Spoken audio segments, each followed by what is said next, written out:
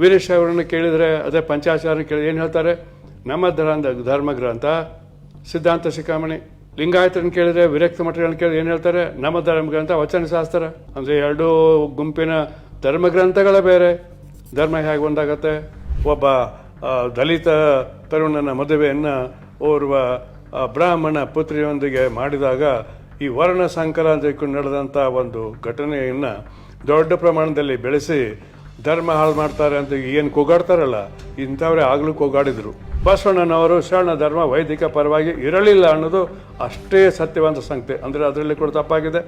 ನಿಮಗೆ ಅಲ್ಲಿ ಸಿರಟ್ಟಿ ಆ ಮಠಕ್ಕೆ ಹೋಗಿ ನೋಡಿ, ಅವರ ಜಾತ್ರೆಯಲ್ಲಿ ಮುಸಲ್ಮಾನರ ಡೋಲಿಯೂ ಇರ್ತದೆ, ಮತ್ತೆ ಈ ಲಿಂಗಾಯತರ ರಥನೂ ಇರ್ತದೆ. ಏನದು ಸೌಹಾರ್ದವಾದಂಥ ಒಂದು ಸಂಕೇತದ ಮಠ ಅದು. ಅದಕ್ಕೆ ಈಗ ಇತ್ತೀಚೆಗೆ ಹೋಗಿ ಇವರು ಒಕ್ಕರಿಸಿದ್ದಾರೆ. ಈ ಲಿಂಗಾಯತದ ಬಗ್ಗೆ, ವೀರಶೈವರ ಧರ್ಮದ ಬಗ್ಗೆ ಇವರ ಅನುಯಾಯಿಗಳಂತ ವೀರಶೈವರಿಗಾಗಲಿ ಲಿಂಗಾಯತರಿಗಾಗಲಿ ತಮ್ಮ ಧರ್ಮದ ಬಗ್ಗೆ ಹೆಚ್ಚಿಗೆ ತಿಳಿದಿರಲಿಲ್ಲ. ಪಂಚಾಚಾರ್ಯರು ಬಸವಣ್ಣನನ್ನು ಒಪ್ಪುವುದಿಲ್ಲ. ಬಸವಣ್ಣನ ಫೋಟೋ ಇದ್ರೆ ಅದು ಕೆಳಗೆ ಹೋಗೋದಿಲ್ಲ, ಕೆಳಗೆ ಹಾಕಿ ಹೊರ ಚೆಲ್ತಾರೆ ಅಂತ ಹೇಳ್ತಾರೆ. ಎಷ್ಟು ಸತ್ಯ ಹೇಳಿದ್ದಾರೆ. ಥ್ಯಾಂಕ್ಸ್ ಹೇಳ್ತೇನೆ ನಾನು ಅವ್ರಿಗೆ. ನಿಮ್ಗೆ ಗೊತ್ತಿದೆ, ಬಸವಣ್ಣ ಚರಿತ್ರೆಯಲ್ಲಿ ಅವರು ಉಪನಯನ ದೀಕ್ಷೆಯನ್ನು ತ್ಯಾಗ ಮಾಡಿ ಹೋದಂಥ ವ್ಯಕ್ತಿ, ತಿರಸ್ಕಾರ ಮಾಡಿ ಹೋದಂಥ ವ್ಯಕ್ತಿ ಇವರಿಂದ ದೀಕ್ಷಾತ್ರೊಳಗೆ ಬಂದಂಥ ಅವ್ನು. ಇವರು ಹೇಳ್ತಾರೆ, ಸುಳ್ಳು ಹೇಳೋದಕ್ಕೊಂದು ಲಿಮಿಟ್ ಇರ್ತದೆ. ಇದು ಸಮಾಜ, 3 ಕೋಟಿ ಜನರ ಸಮಾಜ. ಅದರಿಂದ ದಾರಿ ತಪ್ಪಿಸಬೇಡಿ. ದಾರಿ ತಪ್ಪಿಸ್ತಾರೆ ವೀರಶೈವ ಮಹಾಸಭೆ. ಸರಿ, ಸಾಮಾಜಿಕ ಮತ್ತು ಶೈಕ್ಷಣಿಕ ಸಮೀಕ್ಷೆ ಸಂಬಂಧಪಟ್ಟ ಹಾಗೆ ಲಿಂಗಾಯತ ಮತ್ತು ವೀರಶೈವ ಸಮುದಾಯಗಳ ನಡುವೆ ಒಂದು ಭಿನ್ನಾಭಿಪ್ರಾಯ ಬಂದಿದೆ.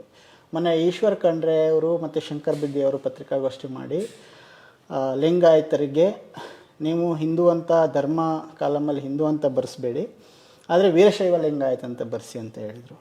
ನೀವು ಆಮೇಲೆ ಸುದ್ದಿಗೋಷ್ಠಿ ಮಾಡಿದ್ರಿ, ಇಲ್ಲ ಧರ್ಮದ ಕಾಲಮಲ್ಲಿ ಲಿಂಗಾಯತ ಅಂತ ಮಾತ್ರ ಬರೆಸಿ, ಉಪಜಾತಿ ಕಾಲಮಲ್ಲಿ ನಿಮ್ಮ ಉಪಜಾತಿಗಳನ್ನು ಬರೆಸಿ ಅಂತ ಹೇಳಿದ್ರಿ. ಯಾಕೆ ಈ ಒಂದು ಇನ್ನೊಂದು ಇದ್ರ ಜೊತೆಗೆ ಅವರು ನಿನ್ನೆ ಒಬ್ಬರು ದಿಂಗಾಲೇಶ್ವರ ಸ್ವಾಮೀಜಿಯವರು ನಿಮ್ಮನ್ನು ಅಂದರೆ SM ಜಾಮದಾರು ಈತ ಪಶ್ಚಿಮದ ಓದ್ಕೊಂಡು ಸಾಣೆಹಳ್ಳಿ ಶ್ರೀಗಳನ್ನು ದಿಕ್ಕು ತಪ್ಪಿಸ್ತಾ ಇದ್ದಾರೆ ಅಂತ ಒಂದು ಆರೋಪ ಮಾಡಿದ್ದಾರೆ ನಿಮ್ಮ ಮೇಲೆ. ಯಾಕೆ ಈ ಒಂದು ವಿವಾದಗಳು ಶುರುವಾಗಿದೆ? ದಿಂಗಾಲೇಶ್ವರ ಶ್ರೀಗಳು ಮಾಡದಂಥ ಆರೋಪದ ಬಗ್ಗೆ ನಾನು ಈಗಾಗಲೇ ಪತ್ರಿಕೆ ಹೇಳಿಕೆ ಕೊಟ್ಟಿದ್ದೇನೆ. ಇವತ್ತು ಅದು ಪ್ರಿಂಟ್ ಕೂಡ ಆಗಿದೆ. ಪ್ರಜಾವಾಣಿಯಲ್ಲಿ, ವಿಜಯವಾಣಿ, ವಿಜಯ ಕನ್ನಡ ಎಲ್ಲ ಕಡೆ ಬಂದಿದೆ. ನನ್ನ ರಿಯಾಕ್ಷನ್ ನೋಡ್ಬೋದು.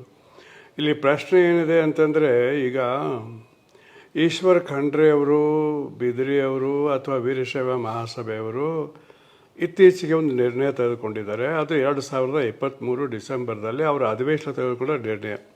2 ನಿರ್ಣಯಗಳು ಇದಕ್ಕೆ ಭಾಳ ಸಂಬಂಧಪಟ್ಟಿವೆ. ಮೊದಲೇದೇನು ಅಂತಂದರೆ, ಈ ಅಖಿಲ ಭಾರತ ವೀರಶೈವ ಮಹಾಸಭೆಯು ಪ್ರಾರಂಭ ಆದ ವರ್ಷದಲ್ಲಿಯೇ ನಡೆಸಿದಂಥ ಅವರ ಪ್ರಥಮ ಸಭೆಯಲ್ಲಿ ಲಿಂಗಾಯತರು, ವೀರಶೈವರು, ಹಿಂದೂಗಳು ಅವರು ವೇದ ಆಗಮಗಳನ್ನು ಒಪ್ಪುತ್ತಾರೆ ಅನ್ನುವಂಥ ಒಂದು ಗೊತ್ತುವಳಿ ಪಾಸ್ ಮಾಡಿತ್ತು. ಅದೇ ಗೊತ್ತುವಳಿ ಪ್ರಕಾರ ಭಾಳ ವರ್ಷ ಹಾಗೆ ಮುಂದುವರ್ಕೊಂಡು ಬಂದರು. ಈಗ ಫಸ್ಟ್ ಟೈಮ್ 121 ವರ್ಷಗಳ ನಂತರ ದಾವಣಗೆರೆಯಲ್ಲಿ ನಡೆದಂಥ ಅವರ ಅಧಿವೇಶನದಲ್ಲಿ, ಇತ್ತೀಚಿನ ಅಧಿವೇಶನದಲ್ಲಿ ಈ ನಿರ್ಣಯವನ್ನು, ಅವರು ಹಳೆಯ ನಿರ್ಣಯವನ್ನು ರದ್ದುಗೊಳಿಸಿ ಲಿಂಗಾಯತರು ಹಿಂದೂಗಳಲ್ಲ, ಆದ್ದರಿಂದ ಹಿಂದೂ ಅಂದ ನಿಮ್ಮ ಜನಗಣತಿ ಕಾಲಮ್, ಸಮೀಕ್ಷೆ ಕಾಲಮ್ ಬರೆಸಬೇಡಿ ಎಂದು ನಿರ್ಣಯ ತಗೊಂಡಿದ್ದಾರಲ್ಲ, ಅದಕ್ಕೆ ನಮ್ಮ ಪೂರ್ಣ ಸಹಮತ ಇದೆ. ಅದರ ಬಗ್ಗೆ ನಾವು ಸಂತೋಷ ವ್ಯಕ್ತ ಮಾಡಿದ್ದೀವಿ, ಅವರು ಅಭಿನಂದನೆ ಮಾಡಿದ್ವಿ ಕೂಡ. ಅದು ನೀವು ನೋಡಿರ್ಬೋದು ಪತ್ರಿಕೆಯಲ್ಲಿ. 2023ರಲ್ಲಿ ಮಾಡಿದ್ದೀವಿ, ನಿನ್ನೆನೂ ಮಾಡಿದ್ದೀನಿ ನಾನು. ಅದ್ರ ಬಗ್ಗೆ ಏನು ತೊಂದರೆ ಇಲ್ಲ. ಈಗ ಅವರು ಹೇಳಿದ್ದೇನೆಂತಂದರೆ, ನಾವೇನು ಹೇಳ್ತೀವಿ, ಲಿಂಗಾಯತ ಅನ್ನೋದು ಯಾವಾಗಲೂ ಎಲ್ಲ ಲಿಂಗಾಯತರು ತಮ್ಮ ಧರ್ಮದ ಹೇಳಿಸ್ಕೊಂಡೇ ಬಂದಿದ್ದಾರೆ. ಈಗ ಹೇಳುವಂಥ ಎಲ್ಲ ಪಂಚಾಚಾರ್ಯರ ಒಂದು ಜನ್ಮ ಸರ್ಟಿಫಿಕೇಟ್ನಲ್ಲಿ, ಸ್ಕೂಲಿಂಗ್ ಸರ್ಟಿಫಿಕೇಟ್ನಲ್ಲಿ ಅದು ಲಿಂಗಾಯತ ಅಂತಲೇ ಇದೆ. ಅದ್ರ ಬಗ್ಗೆ ಸಾಕ್ಷಿ ಪುರಾವೆಯನ್ನು ಒದಗಿಸ್ತೀವಿ ನಾವು ಸಾಕಷ್ಟು. ನಾವು ಬಿಡುಗಡೆ ಮಾಡಿದ್ದೀನಿ ಪತ್ರಿಕೆಗೆ ಮೊನ್ನೆ ನಮ್ಮ ಗೋಷ್ಠಿಯಲ್ಲಿ. ಏನು ಅಂತಂದರೆ, ರಂಭಾಪುರಿ ಶ್ರೀಗಳ ಜನ್ಮ ಸರ್ಟಿಫಿಕೇಟ್ನಲ್ಲಿ ಸ್ಕೂಲಿಂಗ್ ಸರ್ಟಿಫಿಕೇಟ್ ಬಿಡುಗಡೆ ಮಾಡಿಬಿಟ್ಟಿವಿ. ಅಲ್ಲಿ ಲಿಂಗಾಯತ ಅಂತ ಅಷ್ಟೇ ಇದೆ, ವೀರಶೈವನೂ ಇಲ್ಲ, ಜಂಗಮರು ಇಲ್ಲ. ಅದೇ ರೀತಿ ಬೇರೆಯವ್ರದ್ದು ಕೂಡ. ನಾನು ಇನ್ನೂ ಒಂದು ಮಾತನ್ನು ಮುಂದೆ ಹೇಳಿದ್ದೀನಿ. ಈಶ್ವರ್ ಖಂಡ್ರೆ ಅವರು, ಬಿದ್ರಿ ಅವರು, ಶಾಮ್ನೂರವರು, ಇವರೆಲ್ಲರ ಬರ್ತ್ ಸರ್ಟಿಫಿಕೇಟ್ ನನ್ನನ್ನು ಸೇರಿಸ್ಕೊಂಡು, ಎಲ್ಲರನ್ನ ಸೇರಿಸ್ಕೊಂಡು ಮೊದಲಿಂದ ಬರ್ತಾ ಇರೋದು ಲಿಂಗಾಯತ ಅಂತಲೇ ಬರ್ತಾ ಇದೆ.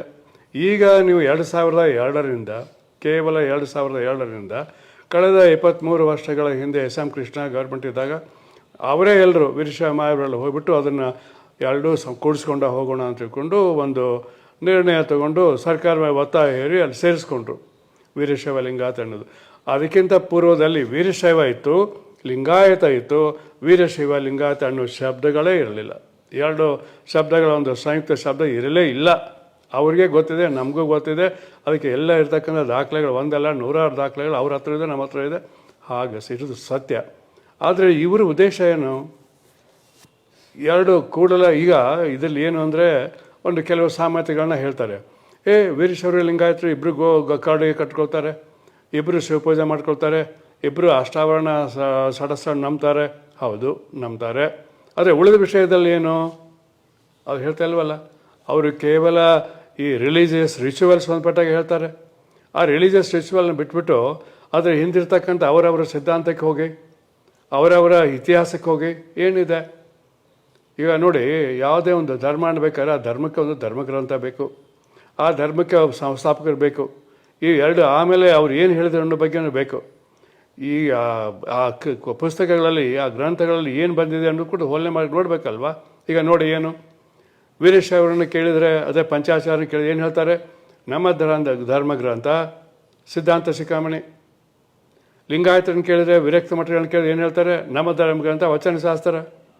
ಅಂದರೆ ಎರಡೂ ಗುಂಪಿನ ಧರ್ಮಗ್ರಂಥಗಳೇ ಬೇರೆ. ಧರ್ಮ ಹೇಗೆ ಒಂದಾಗತ್ತೆ? ಮೊದಲೇದು.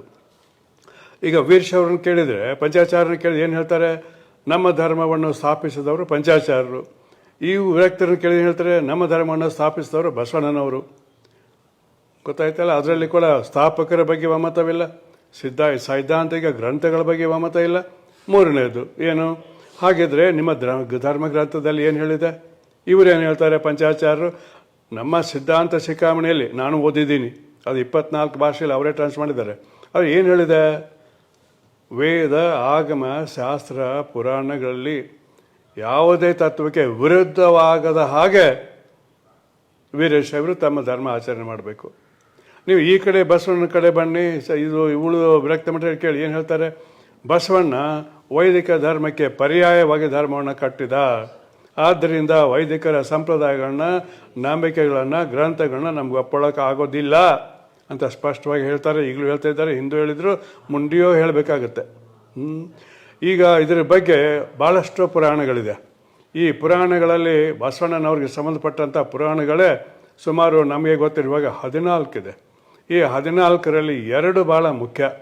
ಒಂದು ಪಾಲಕುರಿಕೆ ಸೋಮನಾಥನು ಬರೆದಂಥ 13ನೇ ಶತಮಾನದ ಅಂದರೆ 1225 ಸುಮಾರು ಬರೆದಂಥ ಗ್ರಂಥದಲ್ಲಿ ಬಸವಣ್ಣ ಮತ್ತು ಸಾಮಾನ್ಯ ಶರಣರ ಬಗ್ಗೆ ಭಾಳ ಡೀಟೇಲ್ ಆದಂಥ ಮಾಹಿತಿ ಇದೆ.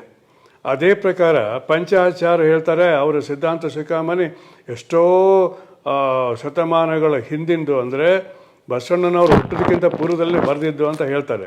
ಅದು ಸತ್ಯ ಅಲ್ಲ, ಅದನ್ನ ಆಮೇಲೆ ಹೇಳ್ತೀನಿ. ಆದರೆ ಅವರು ಹೇಳೋದು ಹೀಗೆ, ಅಂದರೆ ನಿಮ್ಮ ಬಾಲಕರಿಗೆ ಸೋಮನಾಥ ಹೇಳುವಂಥ ಇದೇ ಮೂಲ ಗ್ರಂಥ ನಮಗೆ. ಅದಕ್ಕಿಂತ ಅದರ ಸಮಕಾಲೀನ ಸ್ವಲ್ಪ ಮೊದಲು ಹೇಳಿದ್ದು ಬಸವರಾಜ ದೇವರ ರಗಳೆ ಅಂತ ಕನ್ನಡದಲ್ಲಿದೆ. ಸೋಮನಾಥಂದು ಅದು ತೆಲುಗುನಲ್ಲಿದೆ. ಅದಾದ ನಂತರ 1368ರಲ್ಲಿ ಭೀಮಕವಿ ಅದನ್ನು ಕನ್ನಡ ಬಸವ ಪುರಾಣ ಬರೆದ್ರು. ಆಮೇಲೆ ಶಿವತತ್ವ ಚಿಂತಾಮಣಿ ಅಂತ ಲಕ್ಕಣ ದಂಡೇಶ ಬರೆದ್ರು. ಅದ್ರ ಜೊತೆಗೆ ಸಿಂಗರಾಜ ಪುರಾಣ ಅಂತ ಒಂದು ಬಸವರಾಜ ದೇವರ ಅಮಲ ಬಸವರಾಜರ ಚರಿತ್ರೆ ಅಂತ ಬರೆದ್ರು.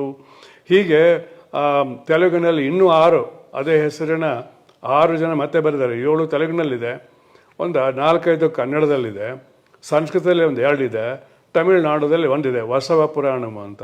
ಅದು ಸಾಮಾನ್ಯವಾಗಿ ಬಸವ ಪುರಾಣ ಏನು ಭೀಮಕವಿಯನ್ನು ಕಾಪಿ ಮಾಡಿ ಅದನ್ನು ಅನುಸರಿಸಿ ಬರೆದಿದ್ದಾರೆ ಅವರು. ಹೀಗೆ ಬಸವಣ್ಣನವರ ಚರಿತ್ರೆಗಳನ್ನು ನೋಡಿ ಅದಕ್ಕೆ ವಿರುದ್ಧವಾಗಿ ಪಂಚಾಚಾರ್ಯ ನಮ್ಮ ರೇವಣ ಸಿದ್ಧರು ಕೂಡ 12 ಗ್ರಂಥಗಳಿದೆ ಇದೆ. ಅವ್ರ ಹೆಸರನ್ನು ಕೂಡ ನಾನು ಓದಿದ್ದು, ನಾನು ನೋಡಿ ಹೇಳಬಲ್ಲೆ. ಇದೆ ಮರಳ ಸಿದ್ಧರ ಚರಿತ್ರೆ ಇದೆ ಹೇಳ್ತಾರೆ, ಇದೆ, ಸುಳ್ಳಂತಲ್ಲ. ಈ ಚರಿತ್ರೆಕಾರರು ಬರೆದಂಥ ಪುರಾಣ ರೂಪದ ಚರಿತ್ರೆಗಳು, ಇವ್ಯಾವ ಐತಿಹಾಸಿಕ ರೂಪದ ಚರ್ಚೆಗಳಲ್ಲ. ಹಾಗೆ ನೋಡಿದರೆ ಬಸವ ಪುರಾಣಗಳಲ್ಲಿ ಕೂಡ ಕೆಲವು ಪೌರಾಣಿಕ ಅಂಶಗಳನ್ನು ಭಾಳಷ್ಟು ರೀತಿಯಲ್ಲಿ ಸೇರಿಸಿದ್ದಾರೆ. ಬಸವಣ್ಣ ಮನುಷ್ಯನಾಗಿ ಹುಟ್ಟಲಿಲ್ಲ, ಅವನು ಮನುಷ್ಯನಾಗಿ ಹುಟ್ಟಿದ್ರು ಕೂಡ ಅವನು ನಂದಿಯ ರೂಪವಾಗಿ ಹುಟ್ಟಿದ. ಅಂದರೆ ಏನೇನೋ ಹೇಳ್ಕೊತ ಹೋಗ್ತಾರೆ, ಶಿವನ ಒಡ್ಡೋಲಗಳನ್ನು ಹಿಡಿದಿತ್ತು, ನಂದೇನೋ ತಪ್ಪು ಮಾಡಿದ, ಅದಕ್ಕೆ ಶಿಕ್ಷೆಯಾಗಿ ಭೂಲೋಕದಲ್ಲಿ ಬಂದ, ಬಸವಣ್ಣನ ರೂಪದಲ್ಲಿ ಹುಟ್ಟಿದ ಅಂತ ಹೇಳ್ತಾರೆ. ಅಂದರೆ ಅವನ ಮೂಲ ಇರೋದು ಪೌರಾಣಿಕ ಅಂತ ಅವ್ರು ಹೇಳ್ತಾರೆ. ಇದು ಯಾಕೆ ಹಿಂಗಾಯಿತು ಅಂದರೆ, ಭಾರತದ ಐತಿಹಾಸಿಕ ಪರಂಪರೆಯಲ್ಲಿ ಚರಿತ್ರೆ ಅನ್ನುವಂಥದ್ದು ನಾವೀಗ ಅರ್ಥ ಮಾಡ್ಕೊಳ್ತಕ್ಕಂಥದ್ದು ಪಾಶ್ಚಾತ್ಯ ರೀತಿಯಲ್ಲಿ ಚರಿತ್ರೆ ಇರೋದು ಅದು ವಸ್ತುನಿಷ್ಠವಾಗಿರ್ತದೆ. ಅದು ಐತಿಹಾಸಿಕ ಘಟನೆ ಅಂದರೆ ನಿಜವಾಗಲೂ ಮಾನವ ಸಮಾಜ ನಡೆದಂಥ ಘಟನೆ ಆಗಿರ್ತದೆ, ಅಥವಾ ಅದಕ್ಕೆ ಸಾಕ್ಷ್ಯಾಧಾರಗಳಿರ್ತವೆ, ಪುರಾವೆಗಳಿರ್ತದೆ. ಆದರೆ ಪೌರಾಣಕ್ಕೆ ಯಾವ ಕಲ್ಪನೆಯ ಮುಖ್ಯ. 108 ಪವಾಡಗಳು ಬರ್ತವೆ, ಸ್ವರ್ಗ ನರಕಗಳು ಬರ್ತವೆ, ಅವತಾರ ಪುರುಷ ಅನ್ನೋದು ಬರ್ತದೆ. ಇವೆಲ್ಲ ಪುರಾಣಗಳು, ಇತಿಹಾಸ ಅಲ್ಲ. ಆದರೆ ನಿಮಗೆ ಭಾಳ ಮುಖ್ಯವಾಗಿ ಹೇಳಬೇಕಂದ್ರೆ, ಭಾರತದ ಪ್ರಾಚೀನ ಇತಿಹಾಸದಲ್ಲಿ ಬರ್ತಕ್ಕಂಥ ಮಹತ್ವದ ಸಂಗತಿಗಳು, ಕೆಲವು ವಂಶಾವಳಿಯನ್ನು ಬರ್ತಾವೆ ರಾಜವಂಶದ್ದು, ಅದು ಪುರಾಣಗಳಿಂದ ಇದೆ. ವಿಷ್ಣು ಪುರಾಣ ಇದೆ, ಆಮೇಲೆ ಇನ್ನೊಂದು ಯಾವುದು ಮತ್ಸ್ಯ ಪುರಾಣ ಇದೆ, ಇನ್ನೊಂದು 2-3 ಪುರಾಣಗಳಲ್ಲಿ ಈ ಮೌರ್ಯರ ಪೂರ್ವದ ರಾಜವಂಶಗಳ ಹರ್ಯಾಂಕ, ಪುಷ್ಯಮಿತ್ರ, ಶುಂಗ, ಇವೆಲ್ಲ ವಂಶಸ್ಥರು ಅದರ ಬರ್ತದೆ. ಇದು ಪುರಾಣಗಳಲ್ಲಿ ಬಡ್ಡಿದೆ. ಅಂದರೆ ಕೆಲವು ಐತಿಹಾಸಿಕ ಸಂಗತಿಗಳನ್ನು ಇಟ್ಕೊಂಡು ಅದಕ್ಕೆ ಮತ್ತೆ ಖಾರ, ಉಪ್ಪ ಎಲ್ಲ ಹುಳಿ ಇದು ಸೇರಿಸಿ ಮಸಾಲೆ ಹಾಕಿ ಅದನ್ನು ಪುರಾಣಿಕವಾಗಿ ಕಾಲ್ಪನಿಕವಾಗಿ ಬರೆದಂಥ ಕಥೆಗಳು. ಇಂಥದ್ದನ್ನು ಅವರಿಗೂ ಒಂದು 10-12 ಇದೆ. ರೇವಣಸಿದ್ದೇಶ್ವರದು ಮಳಾರದ್ದು ಒಂದು ಚರಿತ್ರೆ ಇದೆ. ಆಮೇಲೆ ಪಂಡಿತಾರಾಧ್ಯ ಚರಿತ್ರೆ ಅಂತಿದೆ. ಆಮೇಲೆ ಗುರುರಾಜ ಚರಿತ್ರೆ ಅಂತಿದೆ. ಇವೆಲ್ಲ ಅವ್ರಿಗೂ ಇದೆ.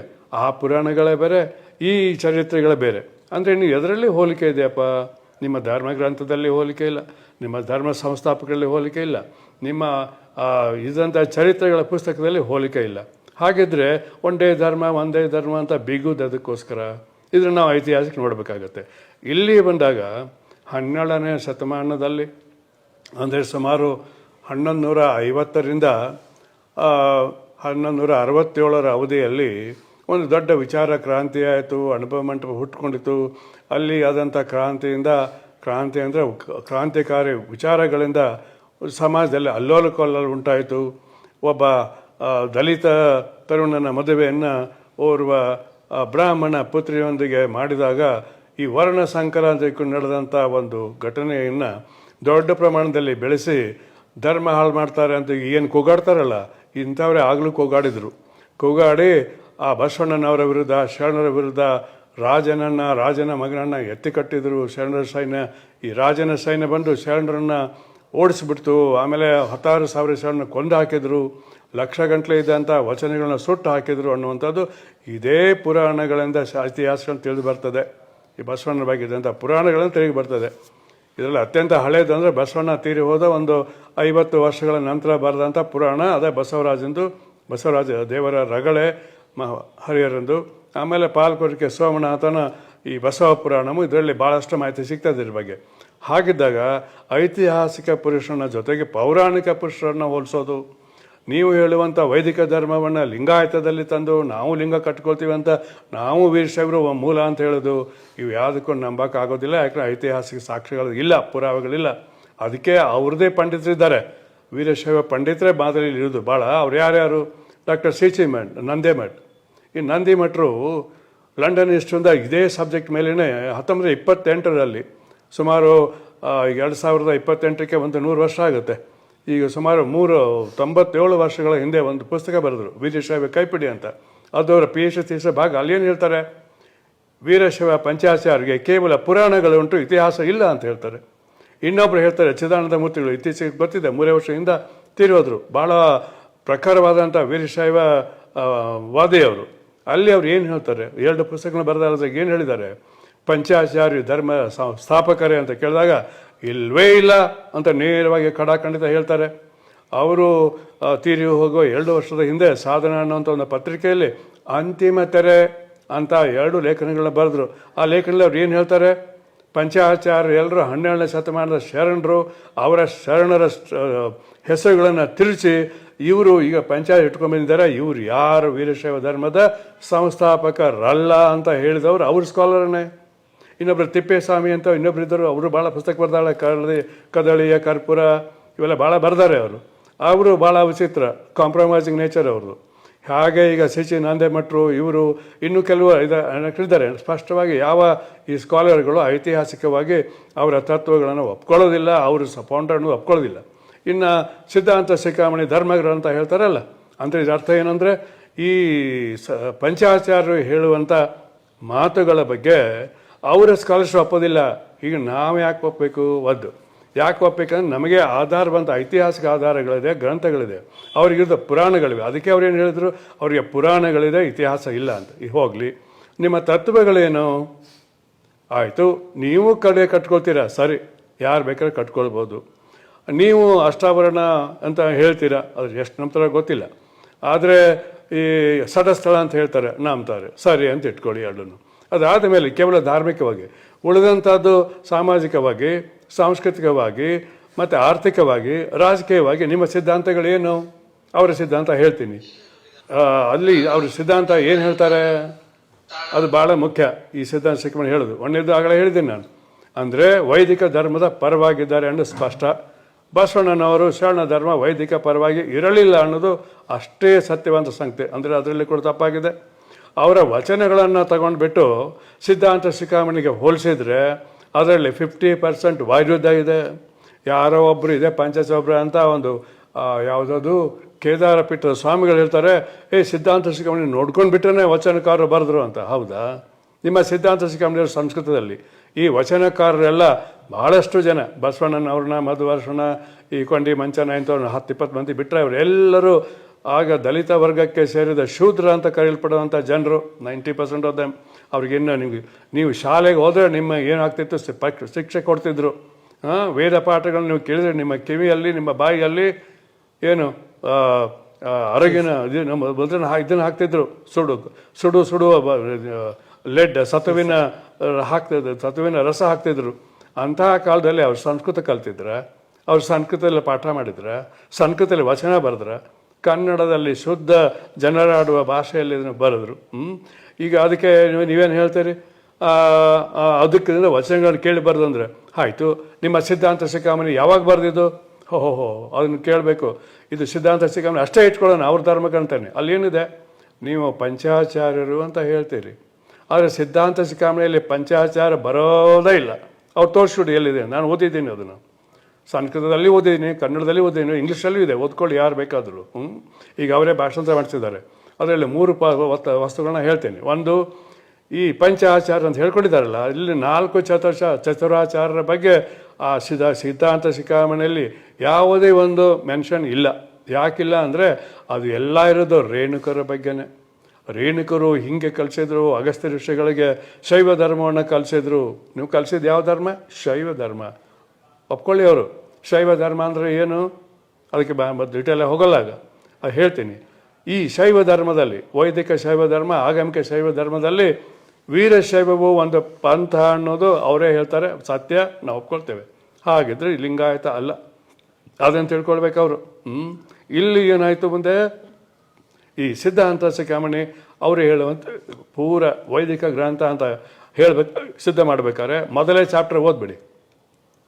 ಮೊದಲೇ ಚಾಪ್ಟರ್ದಲ್ಲಿ ಆ ಸಿದ್ಧಾಂತ ಶಿಖಾಮಣಿಯ ಗ್ರಂಥಕಾರ ಅಥವಾ ಲೇಖಕ ಅಥವಾ ವಿದ್ವಾಂಸ ಏನು ಹೇಳ್ತಾನೆ ನೀವು ತಿಳ್ಕೊಳ್ಬೇಕು. ಅವರು ಎಷ್ಟು ಸುಳ್ಳು ಹೇಳ್ತಿದ್ದಾರೆ ಅಂತ. ಏನು ಆ ಥರ ಏನು ಹೇಳಿದ್ದಾರೆ ಲೇಖಕ ಅಂದರೆ, ನಾನು ಇಂಥ ಒಂದು ಸಂಪ್ರದಾಯದ ವ್ಯಕ್ತಿ. ಯಾವ ಸಂಪ್ರದಾಯ? ಸಿದ್ದರಾಮೇಶ್ವರ ಸಂಸ್ಕೃತಿ. ಈ ಸಿದ್ದನಾಥ ಯಾರು?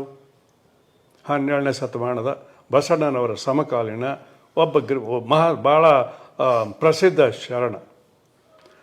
ಇಲ್ಲಿ ಶರಣ ಹೇಗೆ ಪ್ರಸಿದ್ಧ ಆದರು ಅಂದರೆ, ಅಲ್ಲಮ ಪ್ರಭುಗಳು ಅನುಭವ ಮಂಟಪದ ಶೂನ್ಯ ಸಿಂಹಾಸನದ ಅಧ್ಯಕ್ಷರಾಗಿದ್ದರು ಬಸವಣ್ಣವರ ಕಾಲದಲ್ಲಿ.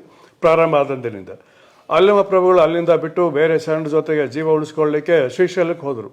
ಅವ್ರು ಹೋದ ನಂತರ ಚನ್ನ ಬಸವಣ್ಣ ಆ ಸಿಂಹಾಸನವನ್ನು ಏರಿದರು. ಚನ್ನ ಬಸವಣ್ಣ ಬಸವಣ್ಣನವರ ಅಕ್ಕನ ಮಗ, ಅಳಿಯ, ಸೋದರ ಅಳಿಯ.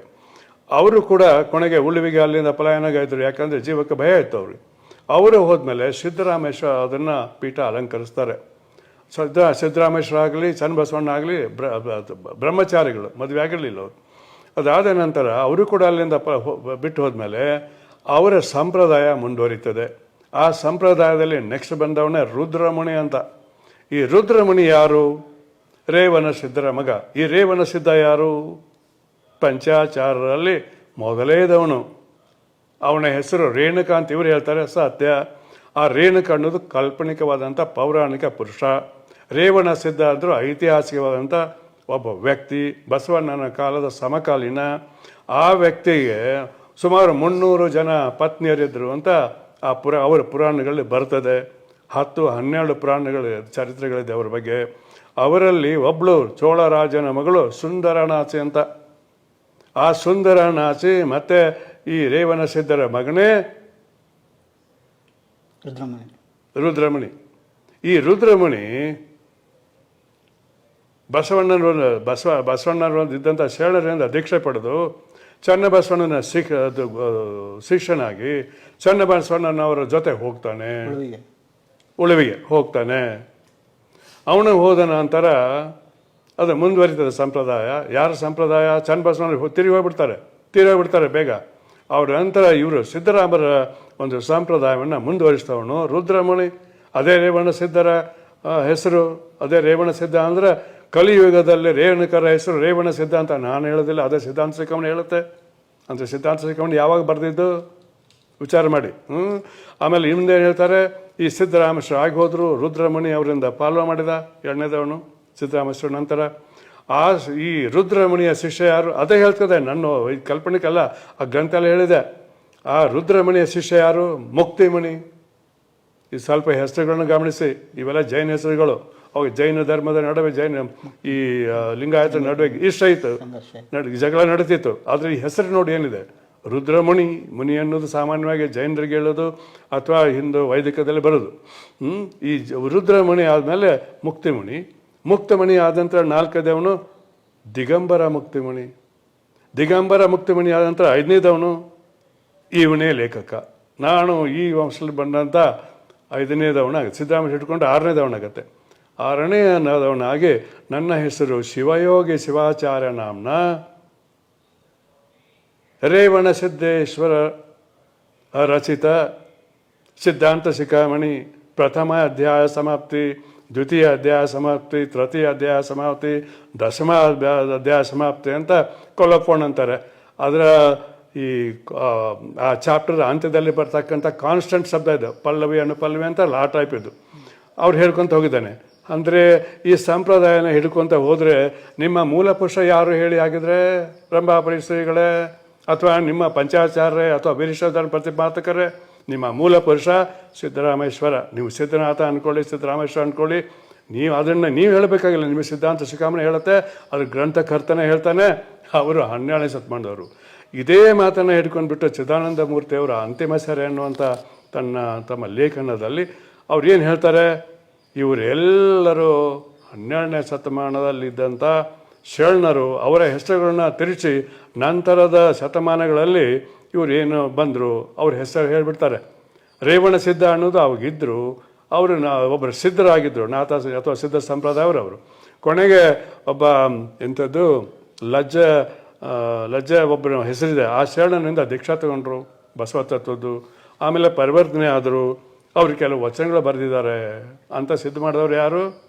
ಚಿದಾನಂದ ಮೂರ್ತಿ.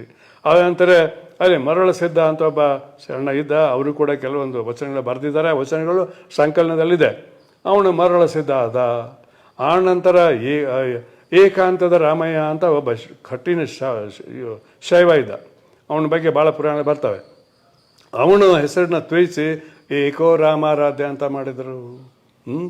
ಆಮೇಲೆ ಇವರು ಮರಳ ಸಿದ್ಧರು ಉಜ್ಜಯಿನಿ ಅಂತೆ, ಏಕೋ ರಾಮಾರಾಧ್ಯ ಕೇದಾರ್ ಅಂತೆ, ರೇವಣ ಸಿದ್ಧರು ಅನ್ನೋರು ಇಲ್ಲಿ ಬಾಳೆಹೊನ್ನೂರಂತೆ. ಇದು ಬಿಟ್ಬಿಟ್ರೆ ಇನ್ನು ಪಂಡಿತಾರಾಧ್ಯ, ಇವರು ಮಲ್ಲಿಕಾರ್ಜುನ ಪಂಡಿತಾರಾಧ್ಯ ಅಂತ ಅವರು 2 ಗ್ರಂಥಗಳನ್ನ ಬರೆದಿದ್ದಾರೆ. ಒಂದು ದೊಡ್ಡ ಗೀತೆಯನ್ನು ಬರ್ತಾರೆ, ಅದು ಬಸವ ಗೀತೆ ಅಂತಿದೆ. ಬಸವಣ್ಣನವರ ಪ್ರೇಜ್ ಇದೆ, ಅದರಲ್ಲಿ ಭಾಳ ಬಣ್ಣನೆ ಮಾಡಿರ್ತಾರೆ. ಅದೇ ಅವರು ಪಂಡಿತಾರಾಧ್ಯ ಚರಿತ್ರೆ ಅಂತ ಪಾಲ್ಕರಿಕೆ ಸೋಮನಾಥ ಬರ್ದಾನೆ. ಆಮೇಲೆ ಇವರು ಬರೆದಿದ್ದಾರೆ ಶಿವತತ್ವ ಸಾರ ಅಂತ. ಯಾರು? ಪಂಡಿತಾರಾಧ್ಯರು, ಮಲ್ಲಿಕಾರ್ಜುನ ಪಂಡಿತರಾದರು. ಅವ್ರು ಯಾರು? 12ನೇ ಶತಮಾನದ ಬಸವಣ್ಣನವರ ಒಬ್ಬ ಅನುಯಾಯಿ ಅಂತ ಹೇಳ್ತಾರೆ. ಅವ್ರ ಬಗ್ಗೆ ಭಾಳಷ್ಟು ಗೌರವವುಳ್ಳ ಅಂತ ಒಬ್ಬ ವ್ಯಕ್ತಿ. ಅವರ ಆರಾಧ್ಯ ಶೈವರು, ಶ್ರೀಶೈಲದ ಜಗದ್ಗುರುಗಳು ಅಂತ ಅವರೇ ಹೇಳ್ತಾರೆ. 4 ಮಂದಿ ಆಯಿತು. ಇನ್ನು 5ನೇದವ್ರು ಯಾರು? ಇರಲಿಲ್ಲ. ಯಾಕಿರಲಿಲ್ಲ ಅಂತಂದರೆ ಇದಕ್ಕೆ ಆಧಾರವಾಗಿ ಅವ್ರ ಗ್ರಂಥಗಳಿದೆ.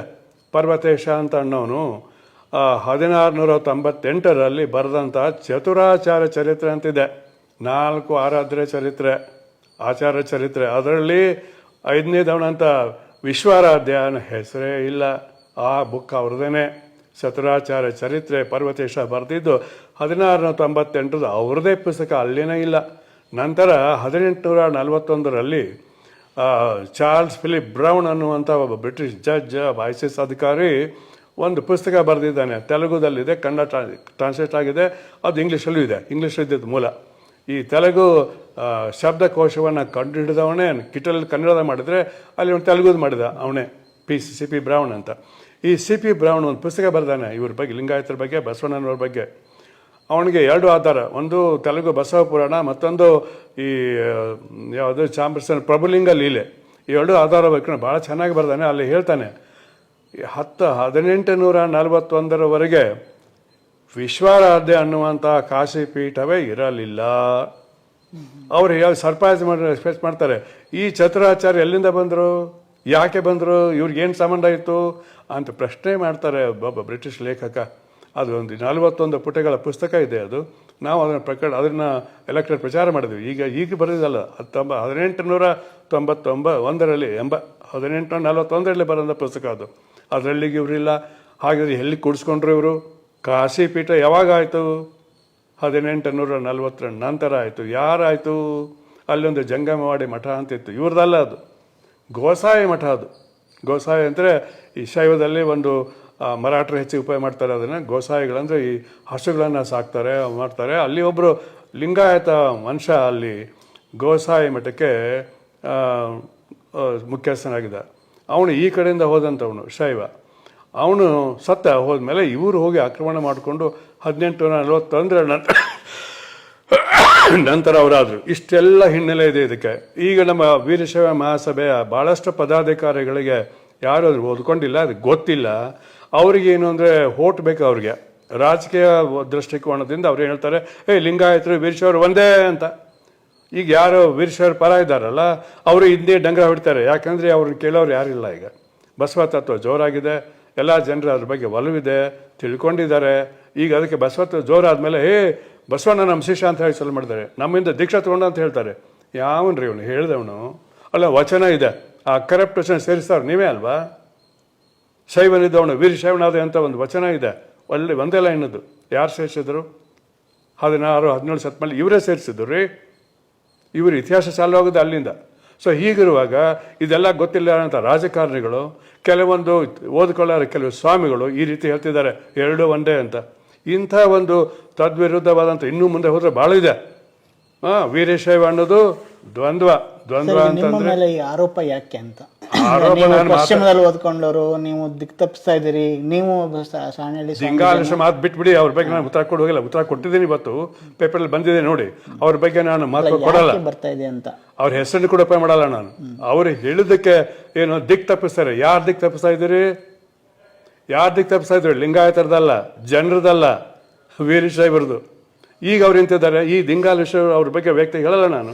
ಆದರೆ ಅವ್ರ ಪೀಠ ಯಾವುದು? ಫಕೀರೇಶ್ವರ ಪೀಠ. ಫಕೀರ ಈಶ್ವರ. ನಿಮಗೆ ಅಲ್ಲಿ ಸಿರಟ್ಟಿ ಆ ಮಠಕ್ಕೆ ಹೋಗಿ ನೋಡಿ, ಅವರ ಜಾತ್ರೆಯಲ್ಲಿ ಮುಸಲ್ಮಾನರ ಡೋಲಿಯೂ ಇರ್ತದೆ, ಮತ್ತು ಈ ಲಿಂಗಾಯತರ ರಥನೂ ಇರ್ತದೆ. ಅವರಿಬ್ಬರು ಕೂಡ್ಕೊಂಡು ಬದುಕಿದಂಥ ಒಂದು ಸಮನ್ವಯದ್ದು ಅಥವಾ ಒಂದು ಏನದು ಸೌಹಾರ್ದವಾದಂಥ ಒಂದು ಸಂಕೇತದ ಮಠ ಅದು. ಅದಕ್ಕೆ ಈಗ ಇತ್ತೀಚೆಗೆ ಹೋಗಿ ಇವರು ಒಕ್ಕರಿಸಿದ್ದಾರೆ. ಇವರ ಮೂಲ ಮಠ ಯಾವುದೊಂದು ಬಾಲೆಹೊಸೂರು ಅಂತಿದೆ, ಅಲ್ಲೇ ಒಂದು ಮಠಕ್ಕೆ ಸಣ್ಣ ಮಠ ಅದು. ಹೊರಗೆ ಯಾರು ಕೇಳಿದ್ದಿಲ್ಲ. ಇವ್ರು ಬಂದ ಮೇಲೆ ಪ್ರಚಲಾಲೆ ಮಾಡಿಕೊಂಡು ಪ್ರಸಿದ್ಧ ಅಂತಾರೆ. ಅಲ್ಲಿಯ ಸ್ವಾಮಿಗಳು ಇವರು. ಈಗ ಅವ್ರದ್ದು ವಿರಕ್ತ ಮಠನೇ ಇವೆರಡು. ವಿರಕ್ತ ಮಠದ ಸ್ವಾಮಿಗಳಾಗಿ ಯಾವ್ಯಾವುದೋ ಕಾರಣಕ್ಕಾಗಿ ಏನೇನೋ ಮಾಡ್ಕೊಳಕ್ಕೆ ಹೋಗ್ಬಿಟ್ಟು ಅವ್ರೀಗ ಈ ಪಂಚಾಚಾರ ಪಕ್ಷ ವಹಿಸಿದ್ದಾರೆ. ನಮಗೇನು ಅವರು ಚಾಯ್ಸ್ ಅದು. ಈಗ ಅವರು ನಿನ್ನೆ ಹೇಳಿಕೆಯಲ್ಲಿ ಅವರು 2 ಸತ್ಯ ಹೇಳಿದ್ದಾರೆ. ಅದಕ್ಕೆ ನಾನು ಅಭಿನಂದಿಸ್ತೀನಿ. ನಾನು ಕ್ರಿಟಿಸೈಸ್ ಮಾಡಿಲ್ಲ. ಅವರು 2 ಹೇಳಿದ್ದಾರೆ. ಅದು ಸಾರ್ವಜನಿಕ ಗೊತ್ತಿದ್ದ ಮಾತೆ. ಏನು, ನಾನು ದಾರಿ ತಪ್ಪಿಸಲ್ಲ ಅಂತ ಹೇಳಿ ಉದ್ದೇಶಕ್ಕೆ ಆಮೇಲೆ ಬರ್ತೀನಿ. ಇಲ್ಲಿ ಹೇಳ್ತಾರಲ್ಲ, ನಾನು ಇಂಗ್ಲೀಷ್ ಸಂಸ್ಕೃತಿಯ ವ್ಯಕ್ತಿ, ನಾನು ಇಂಗ್ಲೆಂಡ್ನಲ್ಲಿ ಅಮೇರಿಕ ಸ್ಟಡಿ ಮಾಡಿದ್ದೀನಿ, ಆದ್ದರಿಂದ ಅದನ್ನು ಹಿಡ್ಕೊಂಡು ಬಂದಿದ್ದೀರಾ ಅಂತ ಹೇಳೋದು ಮೂರ್ಖತನದ ಮಾತು. ಅದಕ್ಕೆ ನಾನು ಉತ್ತರ ಕೊಟ್ಟಿದ್ದೀನಿ ಅದ್ರ ಬಗ್ಗೆ. ಈಗ ಅಂಥ ಮೂರ್ಖ ಪ್ರಶ್ನೆಗಳೇ ನಾನು ಉತ್ತರ ಕೂಡ ಹೇಳೋದಿಲ್ಲ. ಆದರೆ ಅವ್ರು ಹೇಳಿದ್ದಾರೆ ಅಂತ ಹೇಳ್ಕೊಂಡು ಒಂದು ಮಾತು ರಿಯಾಕ್ಷನ್ ಕೊಟ್ಟಿದ್ದೀನಿ ಇಷ್ಟೇ. ಓಕೆ, ಇಲ್ಲಿ ಬರಲಿ. ಇಲ್ಲಿ ಪ್ರಶ್ನೆ ಬಂದಿರೋದು ಏನಂದರೆ, ಈ ಗೊಂದಲನೇ ಇವತ್ತಿರ್ತಕ್ಕಂಥ ಲಿಂಗಾಯತ ಸಮಾಜ ಇರ್ತಕ್ಕಂಥ ಗೊಂದಲ. ವಿರಕ್ತ ಮಠದ ಸ್ವಾಮಿಯಾಗಿ ಪಂಚಾಚಾರ ಪರ ಮಾತಾಡ್ತಾರಲ್ಲ, ಅದೇ ಮೊದಲೇ ಗೊಂದಲ ಈಗಿರೋದು. ಯಾಕೆ ಮಾತಾಡ್ತಾರೆ ಅವರೇ ಬಿಟ್ಕೊಡಿ. ನಾನು ಆ ಉದ್ದೇಶ ಹೇಳಕ್ಕೆ ಬರೋದಿಲ್ಲ. ಯಾಕೆ ಮಾತಾಡಿದ್ರೆ ಅವರೇ ಕೇಳ್ಕೊಳ್ಳಿ. ಓಕೆ, ಹೀಗಿರುವಾಗ ಅವರು 2 ಸತ್ಯ ಹೇಳಿದ್ದಾರೆ. ಸ್ವಲ್ಪ ಕಟುವಾದಿಯವರು ಆ ಸತ್ಯ ನಿಮ್ಮ ಮುಂದೆ ಇಡ್ತೇನೆ. ಅದು ಒಂದು ಪಂಚಾಯತ್ ಸಂಬಂಧಪಟ್ಟಿದ್ದು, ಮತ್ತೊಂದು ವೈದಿಕರಿಗೆ ಸಂಬಂಧಪಟ್ಟಿದ್ದು, ಅಂದರೆ ವಿರಕ್ತಿಗೆ ಸಂಬಂಧಪಟ್ಟಿದ್ದು. 2 ಸತ್ಯ. ಅವರು ಮಂಡ್ಯ ಏನು ಹೇಳಿದ್ರೆ ಗೊತ್ತಾ, ಈ ಅಭಿಯಾನದಲ್ಲಿ ಇರುವಂಥ ಕೆಲವು ಮಠಾಧೀಶರು ಏನು ಹೇಳ್ತಾರೆ, ಲಿಂಗಾಯತದಲ್ಲಿ ವೈದಿಕ ಪರಂಪರೆ ಇಲ್ಲ, ಅದಕ್ಕೆ ಇದು ಪರ್ಯಾಯ ಧರ್ಮ ಆಗಿದೆ ಅಂತ ಹೇಳ್ತಾರೆ. ಸತ್ಯ, ಅವ್ರು ಹೇಳೋದು ಸತ್ಯ ಅದು. ಆದರೆ ಅವರವರ ಮಠಗಳಲ್ಲಿ ವೈದಿಕ ಶಿಕ್ಷಣವನ್ನು ನೀಡುವ ಸಂಸ್ಕೃತ ಶಾಲೆಗಳನ್ನು ಯಾಕೆ ಕಟ್ಕೊಂಡಿದ್ದಾರೆ ಅಂತ. ಇದು ಭಾಳ ಗಂಭೀರ ಪ್ರಶ್ನೆ. ಅವ್ರು ಹೇಳಿದ್ದು 100ಕ್ಕೆ 100 ಸತ್ಯ. ನಾನು ಹೇಳ್ತೀನಿ, ಅವ್ರು ಹೇಳಿದ್ದು ಕೂಡ. ಈ ರಾಜ್ಯದಲ್ಲಿ ಸುಮಾರು 10-12 ವಿರಕ್ತ ಮಠಗಳಲ್ಲಿ ಸಂಸ್ಕೃತ ಶಾಲೆಗಳಿದೆ. ದೊಡ್ಡ ಮಠ ಅಂತಂದರೆ ತುಮಕೂರು ಸಿದ್ಧಗಂಗಾರ ಮಠನೇ, ಅಲ್ಲಿ ಸಂಸ್ಕೃತ ಕಾಲೇಜು ಇದೆ. ಸುತ್ತೂರು ಮಠದಲ್ಲಿ 2-3 ಸಂಸ್ಕೃತ ಶಾಲೆಗಳಿದೆ. ಸಿರಿಗೆರೆ ಮಠದಲ್ಲೂ ಇದೆ. ತೋಂಟದಾರ್ಯ ಮಠದ ಕೆಳಗಡೆ 2-3 ಸಂಸ್ಕೃತ ಶಾಲೆಗಳಿದೆ. ಅಷ್ಟೇ ಇಲ್ಲಿ ಇನ್ನೂ ಸಣ್ಣ ಪುಟ್ಟ ಮಠಗಳು ಸುಮಾರು 12 ಮಠಗಳಲ್ಲಿ ಇದೆ. ಯಾಕೆ ಸಂಸ್ಕೃತ ಶಾಲೆಗಳು ಹುಟ್ಟಿ ಬಂದವು, ಯಾವಾಗ ಹುಟ್ಟಿ ಬಂದವು, ಅದೇ ಒಂದು ಇತಿಹಾಸ. ಆ ಇತಿಹಾಸ ಅವ್ರು ಹಿಂದೆ ನೋಡ್ಕೊತ ಹೋಗ್ಬಿಟ್ರೆ ಈ ಪ್ರಶ್ನೆ ಯಾರು ಕೇಳೋದಿಲ್ಲ.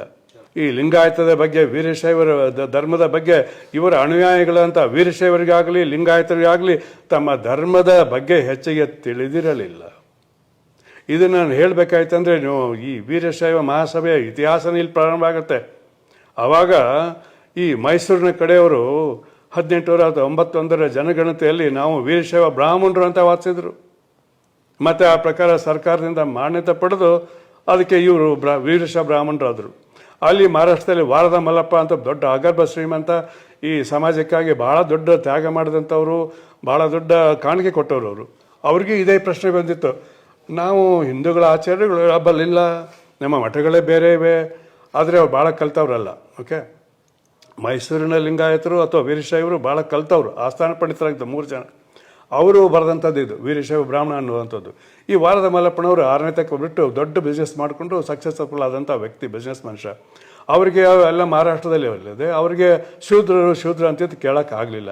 ಅದಕ್ಕೆ ಇವರೆಲ್ಲ ಈ ಧರ್ಮಗಳನ್ನ ಹತ್ರ ಹೋಗಿ ಕೇಳಿದ್ರೆ ಅವ್ರಿಗೆ ಗೊತ್ತಿರಲಿಲ್ಲ ಅದೇನು ಅಂತ. ಅಷ್ಟೊಂದು ಅಂಧಕಾರದಲ್ಲಿ ಈ ಸಮಾಜ ಇತ್ತು. 1850ರಿಂದ 50ರ ಪೂರ್ವದಿಂದ ಅಲ್ಲಿಂದ ಚಾಲು ಆಗುತ್ತೆ ಇದು ಹೊಸ ಇತಿಹಾಸ. ಎಷ್ಟು ಅಂಧಕಾರ ಇತ್ತು ಅಂತಂದರೆ ತಮ್ಮ ಧರ್ಮದ ಬಗ್ಗೆ, ಗುರುಗಳ ಬಗ್ಗೆ ಯಾರಿಗೂ ಕೂಡ ಇವತ್ತಿರುವಂಥ ಕನ್ಫ್ಯೂಷನ್ ಇದಕ್ಕಿಂತ 10 ಪಟ್ಟು ದೊಡ್ಡದಿತ್ತು ಅವಾಗ ವಾರದ ಮಲ್ಲಪ್ಪನ ಏನು ಮಾಡಿದ್ರು, ಇದನ್ನು ರಿಸರ್ಚ್ ಮಾಡಿಸೋಣ ಅಂತ ಹೇಳ್ಕೊಂಡು ದುಡ್ಡನ್ನು ಉಪಯೋಗ ಮಾಡಿಕೊಂಡು ಅವರು ನಾವು ಲಿಂಗಿ ಬ್ರಾಹ್ಮಣರು ಅಂತ ಚಾಲು ಮಾಡಿದ್ರು. ಇವರು ವೀರಶೈವ ಬ್ರಾಹ್ಮಣರು, ಅಲ್ಲಿ ಲಿಂಗಿ ಬ್ರಾಹ್ಮಣರು. ಈ ಬ್ರಾಹ್ಮಣ ಸ್ಕಾಲರ್ಸ್ನ ಭಾಳ ಮಂದಿ ಹಿಡ್ಕೊಂಡು, ಕೆಲವು ನಮ್ಮ ಸಂಸ್ಕೃತ ಕಲಿದಂಥ ಲಿಂಗಾಯತ ಸ್ವಾಮಿಗಳನ್ನ ಹಿಡ್ಕೊಂಡು ಅಥವಾ ಇಬ್ಬರನ್ನು ಕಂಬೈನ್ ಮಾಡಿ 65 ಪುಸ್ತಕಗಳನ್ನ ಬರೆಸಿದ್ರು ಅವರು, ಲಿಂಗಿ ಬ್ರಾಹ್ಮಣ ಗ್ರಂಥಮಾಲೆ. ಅವೆಲ್ಲ ಪುಸ್ತಕಗಳ ಬಗ್ಗೆ ನಾವು ಒಂದು ಗ್ರಂಥವನ್ನು ಬಿಡುಗಡೆ ಮಾಡಿ ಬರೀ ₹5 ಬೆಲೆ ಇಟ್ಕೊಂಡು ಈಗ ಒಂದು 20,000 ಪ್ರತಿಗಳು ಸೇಲ್ ಆಗಿವೆ. ನಾವು ಮಾಡಿದ್ದೀವಿ ಅದ್ರ ಬಗ್ಗೆ. ಅವರು ಲಿಂಗಿ ಬ್ರಾಹ್ಮಣರು, ಇವರು ವೀರಶೈವ ಬ್ರಾಹ್ಮಣರು. ಈ ದಲಿತರು ನಡುವಿನ ಒಂದು ಲಿಂಗಾಯತರು ಇಲ್ವೇ ಇಲ್ಲ ಅಂತ ತಿಳ್ಕೊಂಡ್ಬಿಟ್ಟು ಮೈಸೂರಿನ ವೀರಶೈವ ಲಿಂಗಾಯತರು ವಾದ ಮಾಡಿದರು. ನಂತರ ಇವ್ರು ಏನು ಮಾಡಿದರು, ಈಗ ಲಿಂಗಾಯತ ಸಮುದಾಯ, ವೀರಶೈವ ಸಮುದಾಯ ಕೂಡ ಚಾತುರ್ವರ್ಣ ಪದ್ಧತಿ ಅಂತ ಹೇಳ್ಬಿಟ್ರು. ಪದ್ಧತಿ ಇದೆ ಅಂತ ಹೇಳಿದರು. ಇದರ ದಾಖಲೆಗಳನ್ನ ನೀವು ಜನಗಣತಿ ದಾಖಲೆಗಳೆಲ್ಲ ನೋಡಿ. 1891, 1901, 1911 ಈ ದಾಖಲೆಗಳಲ್ಲಿ ಸರ್ಕಾರವೇ ದಾಖಲೆ ಮಾಡಿದೆ ಇವರೆಲ್ಲ ಹೇಳಿಕೆಗಳನ್ನು, ಇವರ ಕೊಡುಕುಗಳನ್ನು. ಇವರ ಒಂದು ಈ ಗಲಾಟೆಯನ್ನು encyclopedia of ethics and religion ಅಂತ ಒಂದು ದೊಡ್ಡ ಗ್ರಂಥ 10-12 ವಾಲ್ಯೂಮ್ ಇದೆ. ಆದರೆ ಒಂದು ವಾಲ್ಯೂಮ್ನಲ್ಲಿ ಲಿಂಗಾಯತನ ಶಬ್ದದ ಬಗ್ಗೆ ಎನ್ಸೈಕ್ಲೋಪೀಡಿಯಾ ಹೇಳುತ್ತೆ. ಅಲ್ಲಿ ಎಂಥವೆಣ್ಣವರು ಬರೆದಿದ್ದಾರೆ ಅದನ್ನು 1909ರಲ್ಲಿ ಬರೆದಿದ್ದು. ಅವ್ರೇನು ಬರೀತಾರೆ ಅದರಲ್ಲಿ, ಇದು ಲಿಂಗಾಯತ ಅನ್ನುವಂಥ ಧರ್ಮ ಒಂದು ಕ್ರಾಂತಿಕಾರಿ ಧರ್ಮ. 12ನೇ ಶತಮಾನ ಚಾಲುವಾಯಿತು. ಆದರೆ ಕೆಲವು ಜನ ಬ್ರಾಹ್ಮಣ ಹಿಂದ ಕಡೆ ಬಂದವರು ಸೇರಿಕೊಂಡು ಇದನ್ನು ದಾರಿ ತಪ್ಪಿಸೋ ಕೆಲಸ ಮಾಡಿದ್ದಾರೆ ಅಂತ 1909ರಲ್ಲಿ ಒಬ್ಬ ಬ್ರಿಟಿಷ್ ಅಧಿಕಾರಿ ಎಂಥವನ್ನ ಬರೀತಾರೆ, ಈಗ ಇವರಿಂದಾಗಿ ಈ ಧರ್ಮ ದಾರಿ ತಪ್ಪಿದೆ ಅಂತ ಬರ್ತಾರೆ ಅವರು. ಯಾರು 1909ರಲ್ಲಿ. ಇವತ್ತು ಎಷ್ಟು 100 ವರ್ಷ ಆಯ್ತು ನೋಡಿ. ಅದು 16 ವರ್ಷ ಹಾಕಿ ಬಂತು ಅವರು ಬರೆದಿದ್ದು. ಅದನ್ನೇ ತರ್ಸಣ್ಣನ ಇನ್ನೊರು ಇದೇ ಮಾತನ್ನು ಹೇಳಿದ್ದಾರೆ.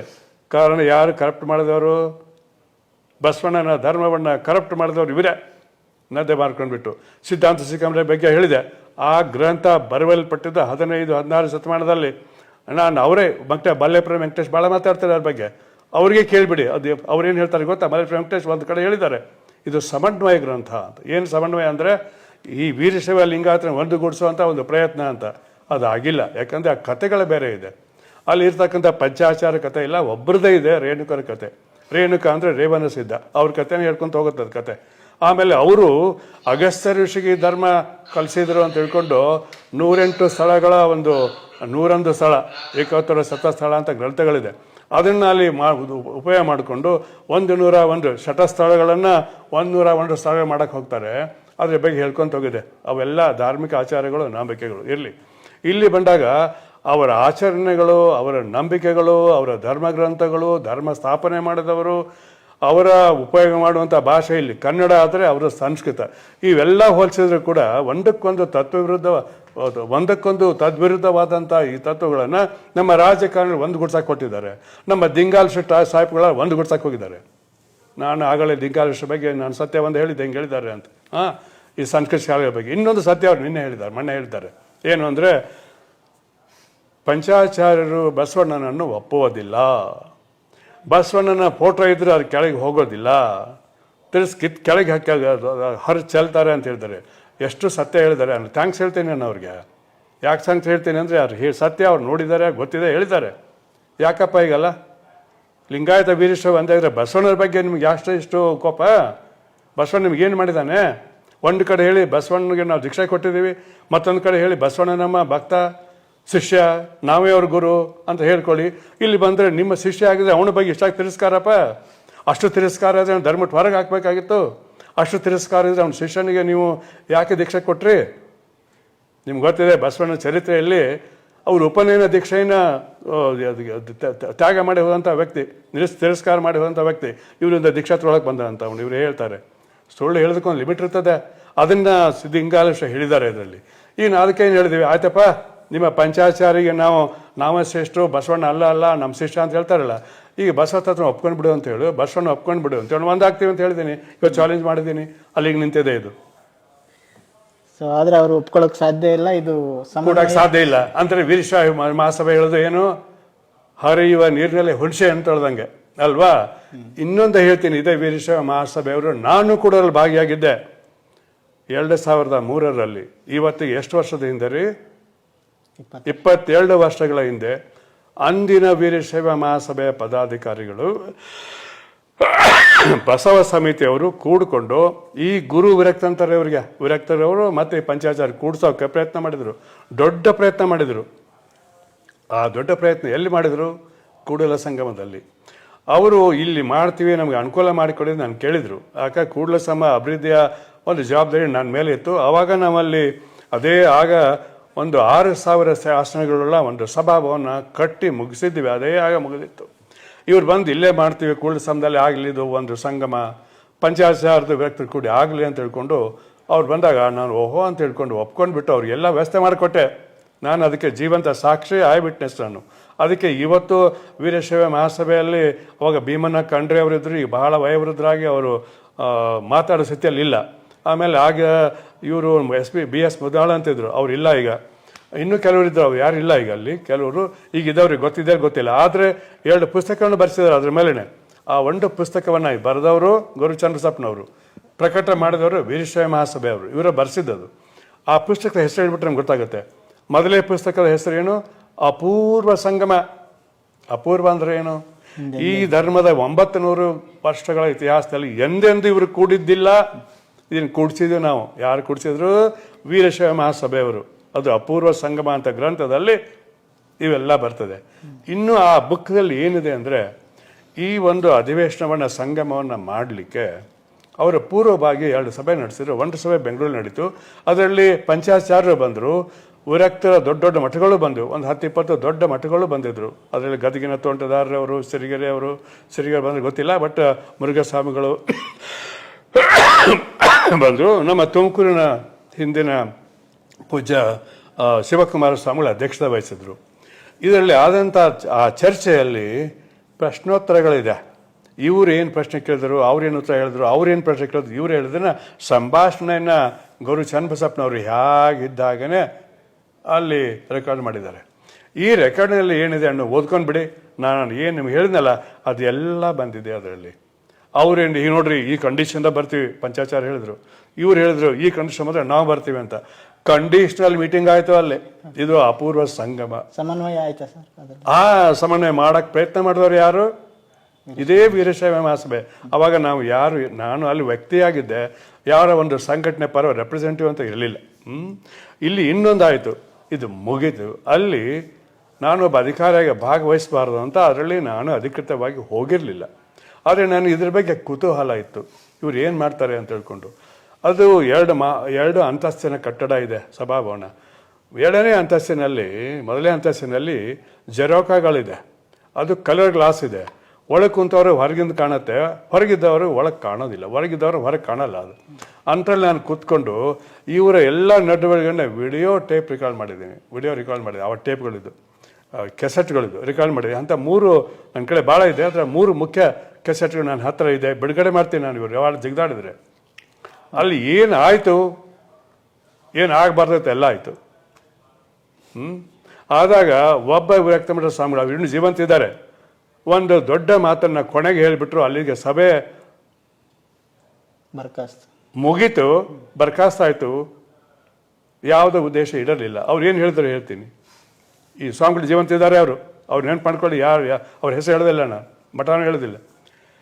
ಇಲ್ಲಿವರೆಗೆ ಅಂದರೆ 2003ರವರೆಗೆ ಪ್ರಾರಂಭದ ಇಲ್ಲಿವರೆಗೆ ಹೊರಗಡೆ ಇದ್ಕೊಂಡು, ಅಂದರೆ ನೀವು ಕೂಡಲಾರದೆ, ವಿರಕ್ತ ಮಠಗಳೊಂದಿಗೆ ಕೂಡಲಾರದೆ ಇಷ್ಟೆಲ್ಲ ಕಷ್ಟ ಕೊಟ್ಟಿದ್ದೀರಿ, ಗಲಾಟೆ ಮಾಡಿದ್ದೀರಿ, ಈಗ ಒಳಗೆ ಬಂದು ಅದನ್ನೇ ಮಾಡೋದಿತ್ತಂದ್ರೆ ಒಳಗೆ ಬರಲೇಬೇಡಿ ಅಂತ ಹೇಳ್ಬಿಟ್ರು ಅವರು.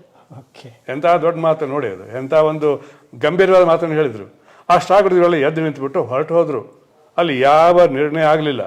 ಆದರೂ ಕೂಡ ಈ ವೀರಶೈವ ಮಹಾಸಭೆ ಅಂತ ದೊಡ್ಡ ಒಂದು ಮಹತ್ಕಾರ್ಯ ಮಾಡಿದ್ವಿ. ಸತ್ಯ ಮಹತ್ಕಾರ್ಯ, ಬಹಳ ಒಂದು ಐತಿಹಾಸಿಕ ಕಾರ್ಯ. ಅದಕ್ಕೆ ನಾವು ಅವ್ರು ಶ್ಲಾಘಿಸಬೇಕು. ಅದ್ರಲ್ಲಿ ನಾನು ಭಾಗಿಯಾಗಿದ್ದೆ, ನಾನು ಸುದೈವಾದ್ದು ಇಷ್ಟೇ. ಓಕೆ, ಅಲ್ಲಿ ಮಾಡಿದಂಥ ವ್ಯಕ್ತಿಗಳು ಮತ್ತೆ ಮಾಡಕ್ಕೆ ಕೊಟ್ಟಿದ್ದಾರೆ. ಈಗಿನವ್ರಿಗೆ ಗೊತ್ತಿಲ್ಲ ಹಿಂದಿನವರು ಎಂಥ ಒಂದು ದೊಡ್ಡ ಮಹತ್ಕಾರ್ಯ ಮಾಡಿದ್ರು ಅಂತ. ಈಗಿದ್ದವ್ರು ಗೊತ್ತಿಲ್ಲ ಅವರಿಗೆ. ಖಂಡ್ರೆ ಅವರು, ಈಶ್ವರ್ ಖಂಡ್ರೆ ಅವ್ರಿಗೆ ಗೊತ್ತಿಲ್ಲ, ಅಪ್ಪನ ಕೇಳಿ ಅಂತೇಳಿ ಇನ್ನೂ ಜೀವಂತಿದ್ದಾರೆ. ಈ ಬಿದ್ರಿಯವ್ರಿಗೆ ಗೊತ್ತಿಲ್ಲ, ಶಾಮ್ನವ್ರಿಗೆ ಗೊತ್ತಿರಬೇಕು, ಯಾಕಂದ್ರೆ ಅವ್ರು ಇದ್ರು ಅಲ್ಲಿ, ಅಧ್ಯಕ್ಷರಾಗಿರಲಿಲ್ಲ, ಬಂದ್ರು ಇಲ್ಲ ಗೊತ್ತಿಲ್ಲ. ನನಗನ್ಸಿಪ್ರ ಬಂದಿಲ್ಲ ಅವರು. ಮುದ್ನಾಡವ್ರು ಹೇಳಿದ್ರು, ನಮ್ಮ SP ಮುದ್ದಪ್ಪ ಇದ್ರು, BS ಮುದ್ದಪ್ಪ ಇದ್ರು, ಎಲ್ಲರೂ ಬಂದಿದ್ರಲ್ಲಿ, ನಾನು ಇದ್ದೆ.